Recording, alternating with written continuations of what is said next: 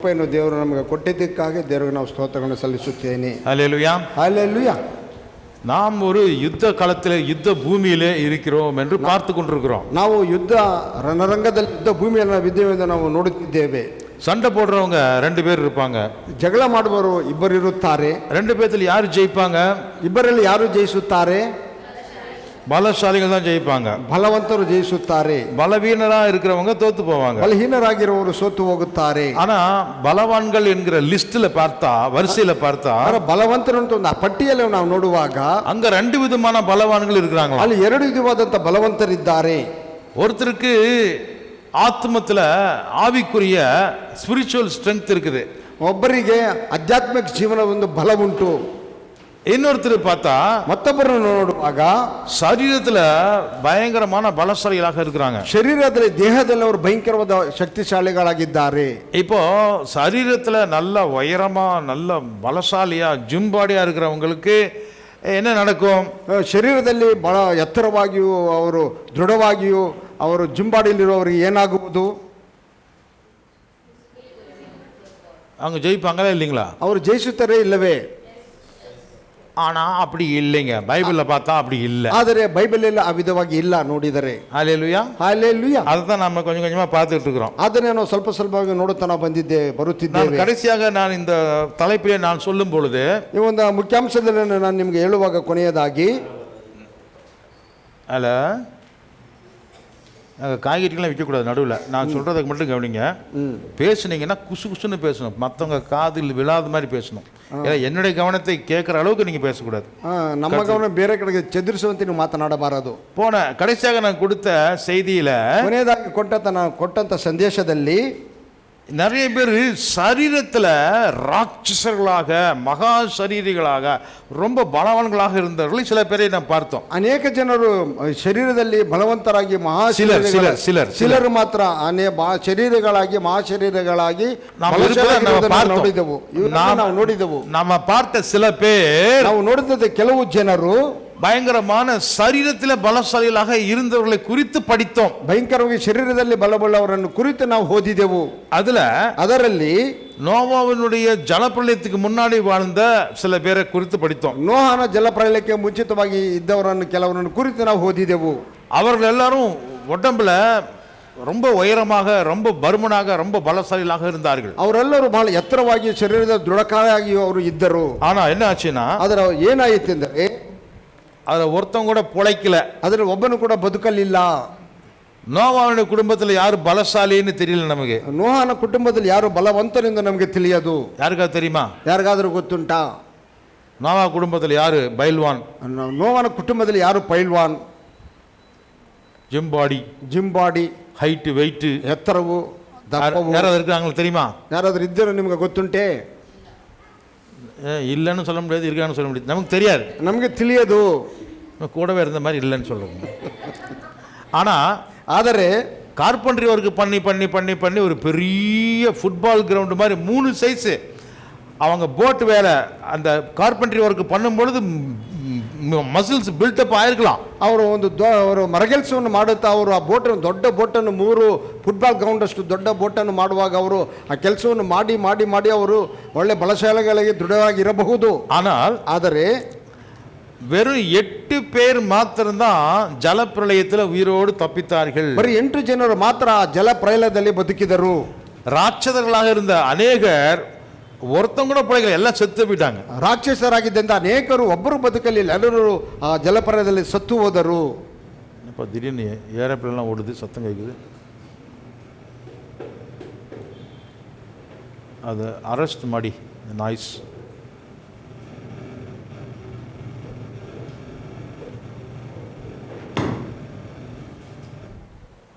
S. ஹல்லேலூயா. ஹல்லேலூயா. ஜலப்பிரளயமே வந்து நின்று போன மாதிரி இருக்கு. கர்த்தருக்கு ஸ்தோத்திரம். Thank you for the sound effect. அதற்கு பிறகு வெறும் 8 பேர், சத்தமே கிடையாது, ஜனங்களே கிடையாது, வெறும் 8 பேர் தான் உலகத்துல வாழ்ந்தாங்க. ಅದರ ನಂತರ ಬರೀ 8 ಜನರು ಯಾವುದೋ ಒಂದು ಶಬ್ದವಿಲ್ಲ, ಆ 8 ಜನರು ಮಾತ್ರ ಈ ಲೋಕದಲ್ಲಿ ಬದುಕಿದ್ದರು.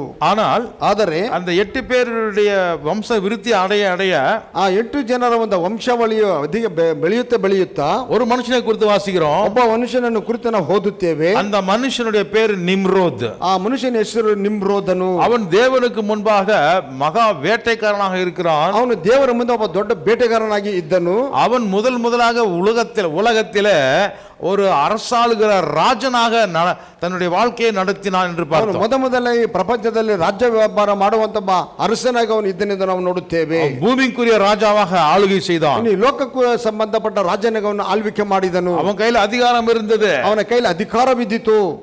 ஆனால் அவனுடைய பலத்தை தேவனுக்கு விரோதமாக பயன்படுத்த நினைத்தான். ಆದರೆ ಅವನ ಬಲವನ್ನು ದೇವರಿಗೆ ವಿರುದ್ಧವಾಗಿ ಅವನು ಉಪಯೋಗಿಸಲಿಕ್ಕೆ ಪ್ರಾರಂಭಿಸಿದನು. எப்படி?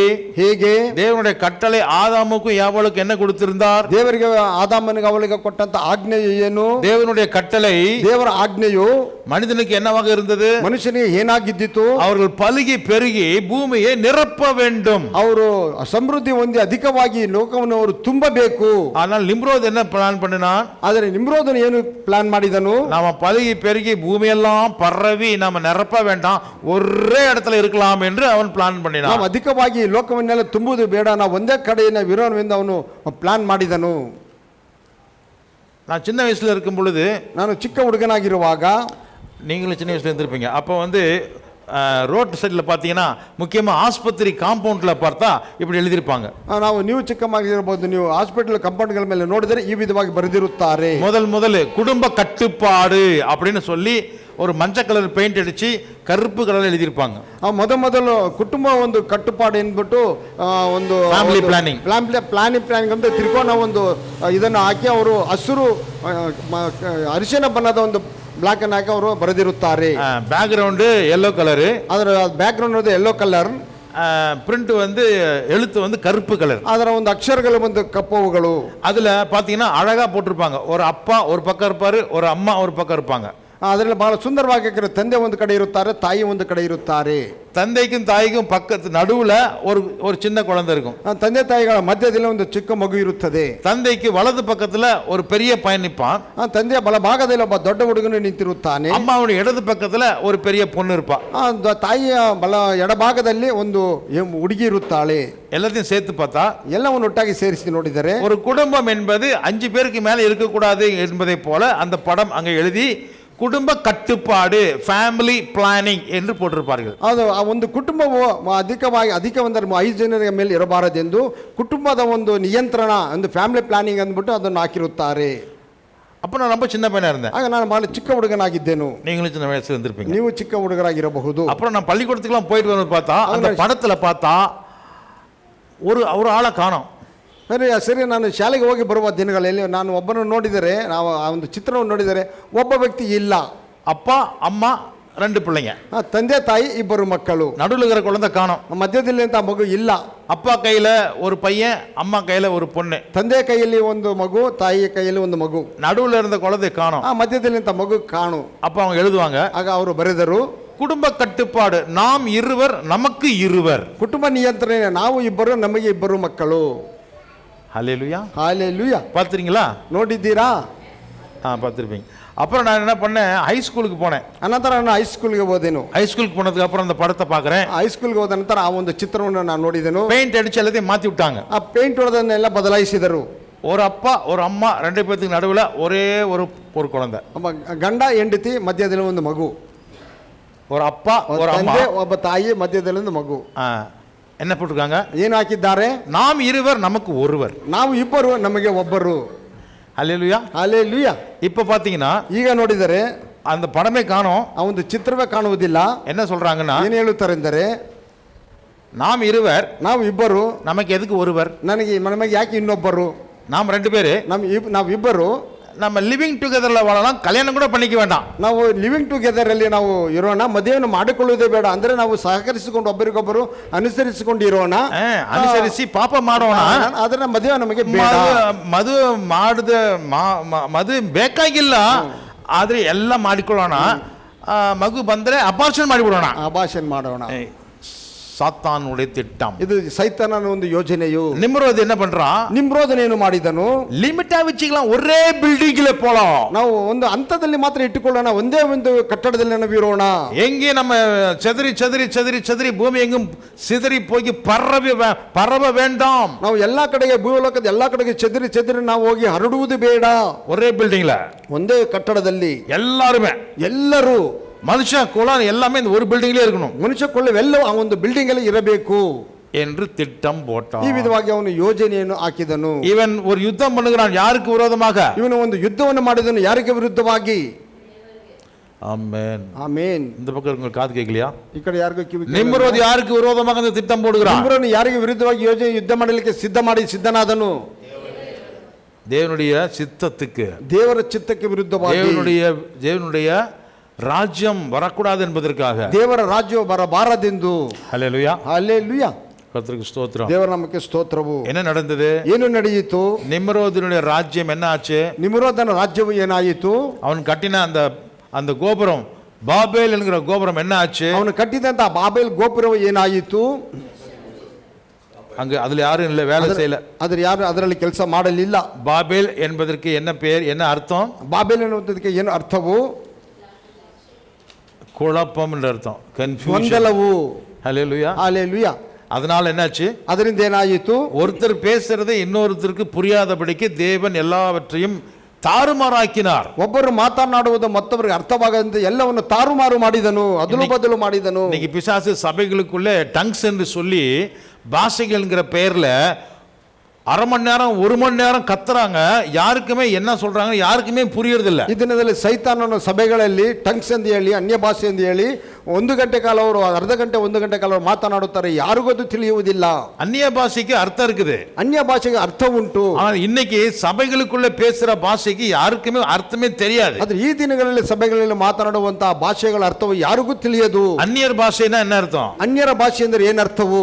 நமக்கு சொந்தமில்லாதவர்கள் பேசுகிற பாஷை. ನಮಗೆ ಸ್ವಂತವಿಲ್ಲದವರು ಮಾತನಾಡುವಂತ ಒಂದು ಭಾಷೆಯು. சபைக்குள்ள நாம் இருக்கிறோம், நாம சொந்தக்காரர்கள். ಸಭೆಯೊಳಗೆ ನಾವಿದ್ದೇವೆ, ನಾವೆಲ್ಲರೂ ಸ್ವಂತದವರು, ಬಂಧುಗಳು. சபைக்குள்ள இருக்கிற அத்தனை பேரும் ஒரே ரத்தத்தினாலே கழுவப்பட்டவர்கள். ಸಭೆಯಲ್ಲಿರುವಂತಹ ಅಷ್ಟು ಜನರು ಒಂದೇ ರಕ್ತದಿಂದ ತೊಳೆಯಲ್ಪಟ್ಟವರು. சபைக்கு உள்ளே இருப்பவர்கள் அத்தனை பேரும் இயேசுவினாலே ரட்சிக்கப்பட்டவர்கள். ಸಭೆಯೊಳಗೆ ಇರುವವರು ಅಷ್ಟು ಜನರು ಯೇಸುವಿನ ರಕ್ತದಿಂದ ರಕ್ಷಣೆ ಹೊಂದಿದವರು. இயேசுவின் ரத்தத்தினாலே கழுவப்பட்ட சபையில, ಯೇಸುವಿನ ರಕ್ತದಿಂದ ತೊಳೆಯಲ್ಪಟ್ಟಂತ ಸಭೆಯಲ್ಲಿ அந்நியருடைய பாஷையை பேசுகிற ஒரு வரம் நமக்கு கொடுக்கப்பட்டால், ಅನ್ಯ ಜನರ ಭಾಷೆಯನ್ನು ಮಾತನಾಡುವಂತ ಒಂದು ವರವನ್ನು ನಮಗೆ ಕೊಟ್ಟರೆ, அந்நிய பாஷை என்கிற வரம் நமக்கு இருந்தால், ಅನ್ಯ ಭಾಷೆ ಎನ್ನುವಂತ ಒಂದು ವರವು ನಮಗೆ ಇದ್ದರೆ என்ன நடக்கும் சொல்லுங்க? ಏನು ನಡೆಯುವುದು ಹೇಳಿರಿ?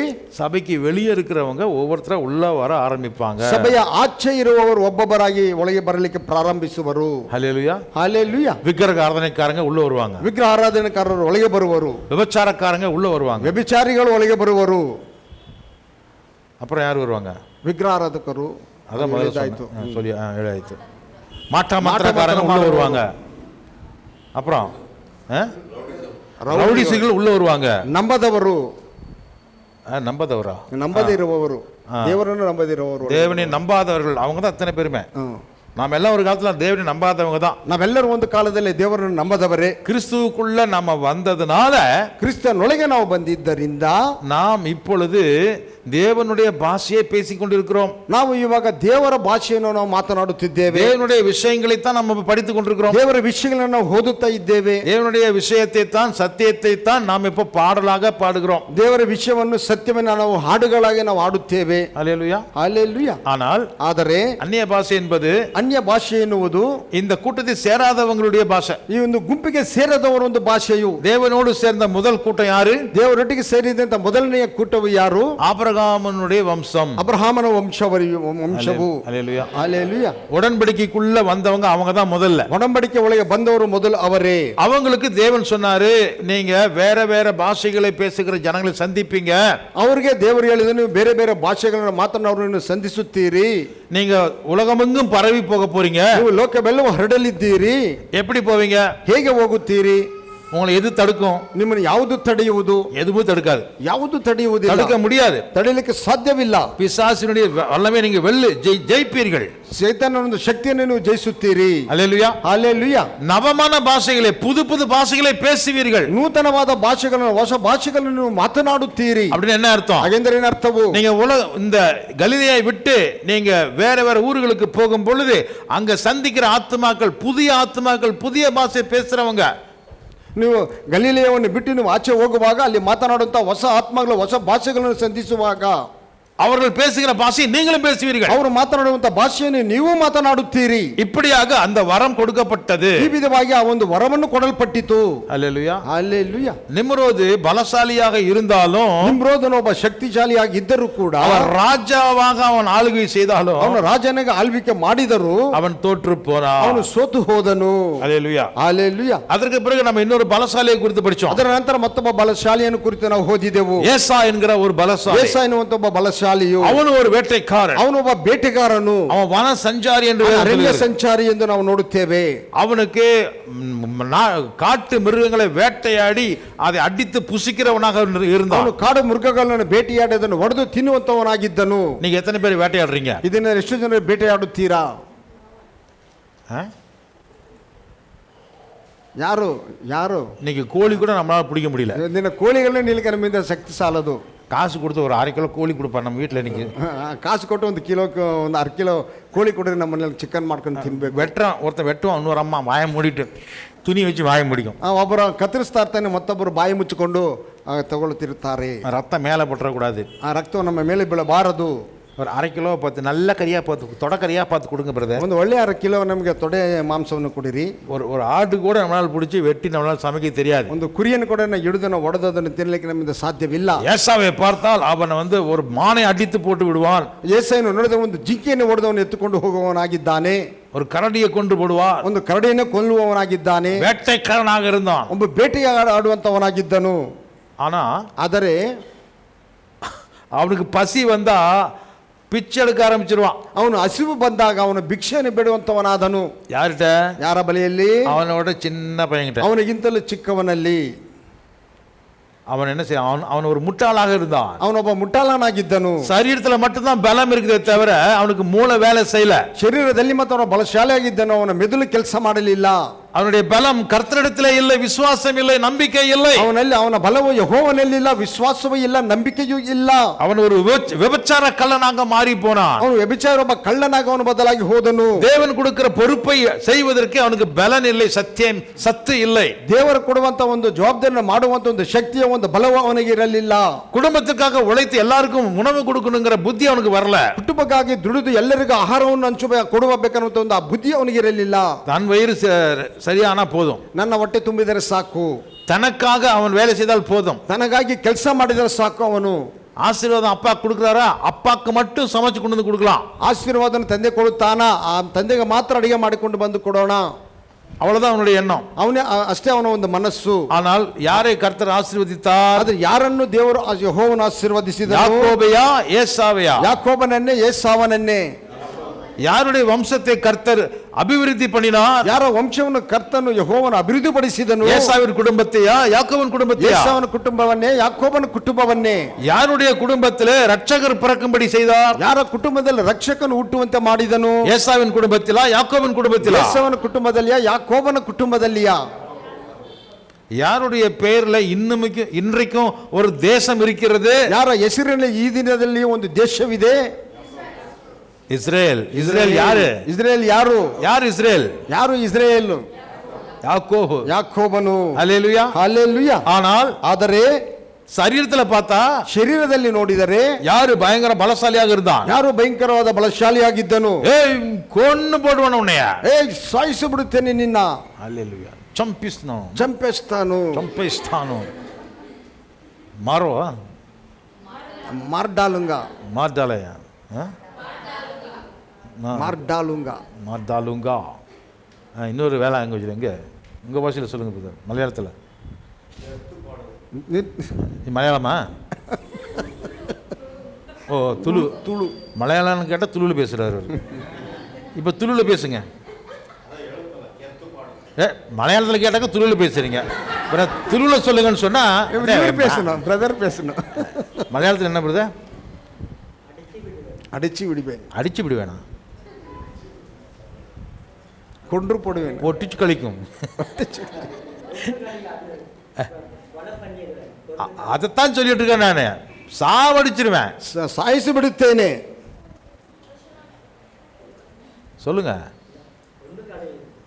கொந்து களையும், கொந்து களையும், ஒன்று கடையும். ஓகே, ஹல்லேலூயா, கர்த்தருக்கு ஸ்தோத்திரம். சொன்னது யாரு? யாக்கோபு சொன்னானா ஏசா சொன்னானா? ಇದನ್ನು ಹೇಳುದು ಯಾಕೋಬನೇ ಇಲ್ಲ ಏಸಾವನೇ. ஆனா ಆದರೆ கொல்ல முடிஞ்சதா? ಅವನನ್ನು ಸಾಯಿಸಲಿಕ್ಕೆ ಸಾಧ್ಯವಾಯಿತೇ? யாக்கோபை கொல்ல முடிஞ்சதா? ಯಾಕೋಬನನ್ನು ಕೊಲ್ಲಲಿಕ್ಕೆ ಸಾಧ್ಯವಾಯಿತೇ? ಇಲ್ಲ. ஹல்லேலூயா, ஹல்லேலೂಯಾ. யாக்கோபை கர்த்தர் ஜெயிக்க வைக்கிறாரு. ಯಾಕೋಬನನ್ನು ದೇವರು ಜಯಿಸುವಂತೆ ಮಾಡಿದನು. ஏசாவுடைய வம்சம் எங்க போச்சுன்னே தெரியல, யாருக்கும் தெரியாது. ಯಾಸವನ ವಂಶವು ಎಲ್ಲಿ ಹೋಯಿತು ಎಂದು ಯಾರಿಗೂ ತಿಳಿಯದು. இதை நாம கடந்த செய்தியில நான் சொல்லியிருந்தேன். ಇದನ್ನು ಹೋದ ಸಂದೇಶದಲ್ಲಿ ನಾನು ನಿಮಗೆ ಹೇಳಿದ್ದೇನು. இங்க நம்ம வசனம் சொல்லும் போது வெறும் பாஸ்டர் மாத்திரம் சொல்றது பெரிய விஷயம் கிடையாது. ವಾಕ್ಯವನ್ನು ಹೇಳುವಾಗ ಬರೀ ಪಾಸ್ಟರ್ ಮಾಡ್ತಾ ಹೇಳುವುದು ದೊಡ್ಡ ವಿಷಯವಲ್ಲ. பாட்டு பாடுறவங்களும் வசனம் சொல்றாங்க, ಹಾಡನ್ನು ಹಾಡುವವರು ವಾಕ್ಯ ದೇವರ ವಾಕ್ಯವನ್ನು ಹೇಳುತ್ತಾರೆ. ஹல்லேலூயா, ಹಲ್ಲೆಲೂಯಾ. சின்ன குட்டி குட்டி பிள்ளைங்க நிக்கிறாங்க பாருங்க, ಚಿಕ್ಕ ಚಿಕ್ಕ ಮಕ್ಕಳು ಬಂದು ಇಲ್ಲಿ ನಿಂತುಕೊಂಡರಲ್ವೇ? யார் இவங்க? ಯಾರು ಇವರು?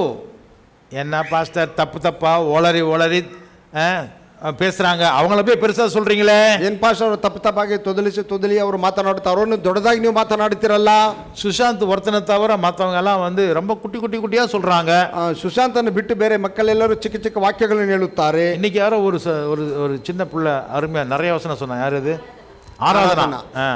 சங்கீதம் 119 இல்லையா? ಕೀರ್ತನೆ 119. ஒருத்தர் ரெண்டு பேர் தர, மற்றவங்களாம் குட்டி குட்டி சின்ன சின்ன வசனம் தான் சொன்னாங்க. ಇಬ್ಬರು ಮೂರು ಜನ ಮಾತ್ರ ದೊಡ್ಡವರು, ಇನ್ನೆಲ್ಲ ಚಿಕ್ಕ ಚಿಕ್ಕ ಮಕ್ಕಳು.